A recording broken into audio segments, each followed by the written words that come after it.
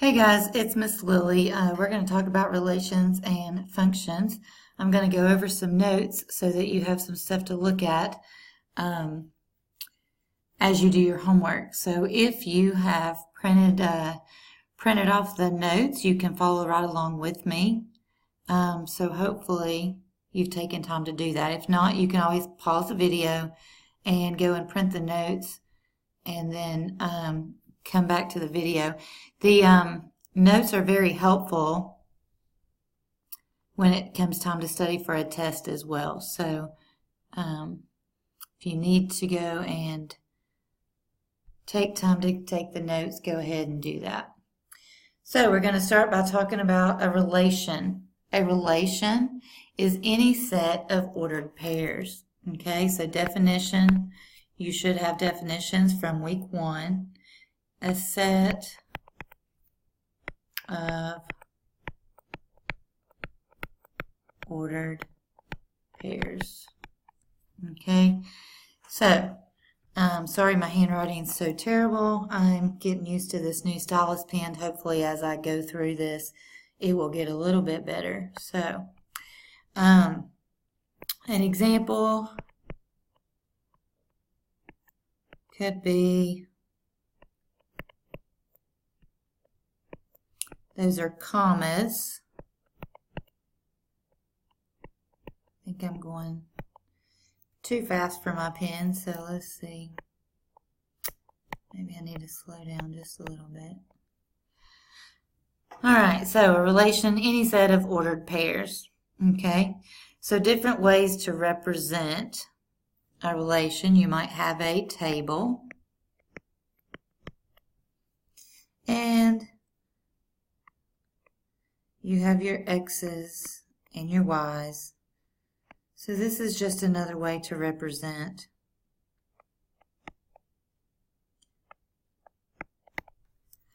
a relation. So any set of ordered pairs. So 5, -3, 6, 2, 7, 0, 8, 4 could all be written as ordered pairs or be put in a table. The next thing is a mapping diagram. So mapping diagram usually has your domain on one side and your range on the other side. Your domain, again, from the definitions, you should know that your domain is your x's and your range is your y values. So again, I'm just making up numbers and putting in here, and this is just another way to represent a relation. So -5 may map to 0. That would be an ordered pair, -5, 0. -2 may go to -2, so that'd be -2, -2. 1 can map to -3, and let's say 6 maps to -1. So again, any set of ordered pairs is a relation. All right, the next thing we have can be a graph. Okay, so if you have a graph, let's say you have a set of points on this graph, you could take these points and you could say 0, 2, or 2, 1, 2, 3, so, or 4 and 4, and you could also write those as ordered pairs. So a graph is another way to represent a relation. Then you can have an equation. All right, an equation, y equals, let's say, -3x² plus 7. And again, that's just one example of each of these for you to have in your notes. Okay, so any set of ordered pairs is a relation. All right, your domain is the set of x's, and the range is the set of y's. Okay, so that's 2 more definitions that you probably already have from week 1, but just as we go through this, just kind of a reminder. of what that entails. All right, let me scroll down just a second. Okay, hopefully you got these notes here. I'm going to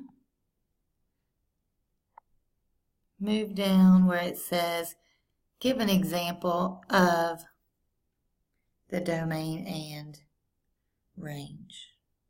Okay, so the domain again is your x values.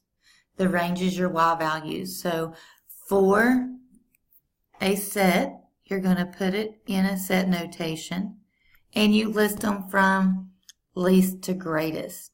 So if you list these from least to greatest, the domain will be -5, -1, 3, and 7. The range, we're going to do the same thing, except we're only looking at the y values. So if you look at the y values, you got -1, 4, 0, and -1. Since -1 shows up twice, we don't have to list it but one time. So -1, 0, and 4. Okay. Ordered pairs, we would do the same way. So if we looked at the ordered pairs in this one, you're going to have 1, 2, -3. We're going to have -1 for that one.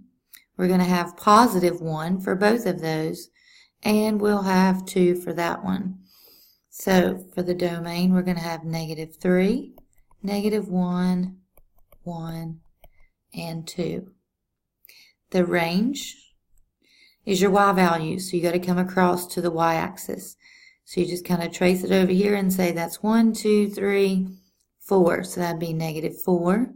This one is down -3. This one's at 0. This one's up 1, 2. And this one's up 1, 2, 3, 4, 5. So the y values there can be listed in set notation as well.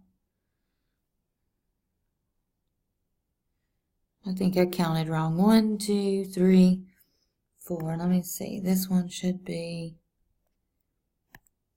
-4, -3, 0, 2, and 5. All right, so number 3 would be easy. Your domain is your x's, so you would list these. Your range is your y's, so you're going to list the ones on this side. Okay, again, you only have to list them one time. So for the range, you're only going to list 0, 1, and 4. You don't have to list 1, but one time. Okay. All right, so we've got several things to look at, so I'm going to move on. All right, so let's scroll down here to where we have a graph. All right, if you got the domain and range of a continuous function, continuous means that the line, all the points in between are on the graph. So every point that you can touch is on the domain and range. So your domain, because it has arrows going to the left and to the right, they also go down, but you can see these are gradually going to the left and gradually going to the right. Then we're going to say that it goes continuously in both directions forever. So we're going to say that's all real numbers. Okay. The range is your y values. Your y values is this axis. So it's going to go down forever, but the highest point is going to be in here. So we're going to go 1, 2, 3, 4, 5, 6, even though 5's touching the y-axis, these two humps here go all the way up to 6. So it's going to be everything from 6 and down. So we can write that as all y's such that y is less than or equal to 6. Okay, and remember, because it's a continuous line, it goes up and touches that point at 6. It includes that point as well. All right, so number 5, it stops going to the left right in here. So we have to decide where that is. So from 0, you go back 1, 2, 3. So we're going to go from -3, and then we're going to trace this all the way up, and that has an arrow on it. So our domain is going to be all x's such that x is greater than or equal to -3. And I'm still working on my handwriting. All right, -3. All right, now the range. The range goes from here. We're looking at the y-axis, and it continues gradually going up, and it'll gradually keep going up forever without arrow. So we're going to write that as y such that, remember our range is always our y values, all y's greater than or equal to the lowest point here, so greater than or equal to -4. Okay. Now, number 6 is kind of unique. Let's look at number 6.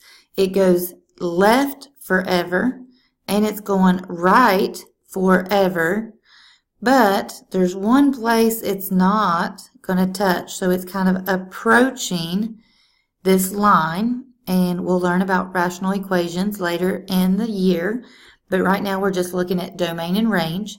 So we're going to see that this line approaches or gets very, very, very, very close to some number, and this line approaches that same number, gets very, very close, but it doesn't touch it. So we're going to say our domain is our x's, so all x's such that x is not equal to this number right here, so 1, 2, +3. So basically, this is read all x's except not +3. And our range is going to do the same thing. It approaches the x-axis here. It approaches the x-axis on the other side as well. And then, since our ranges are y's, we're going to say all y's except 0. So we're going to write that y not equal to 0. Okay? All right.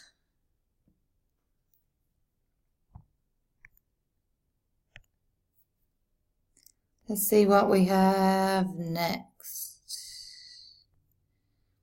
We're going to come back to this a little bit later. Let's talk about what a function is. Okay? All right, if you remember looking back at your notes, if you think about a function is a special kind of relation. So a function is a special type of relation in which each element of the domain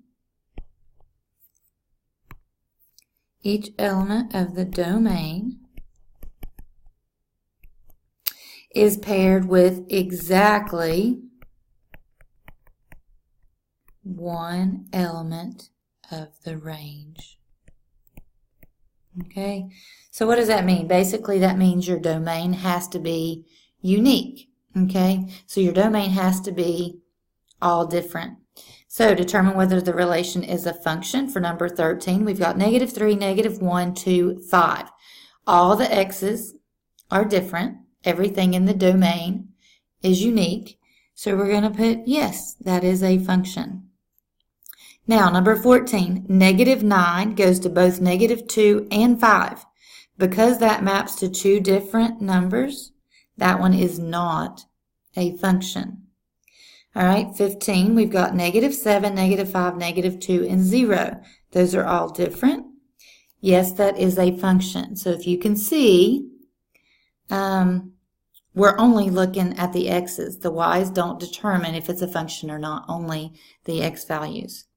The vertical line test, or some people call it the pencil test. If you can take a vertical object and it only passes 1 point at a time, then it is a function. So you can see 16 is a function. This one would not pass the vertical line test. That one's not a function. And this one approaches the line.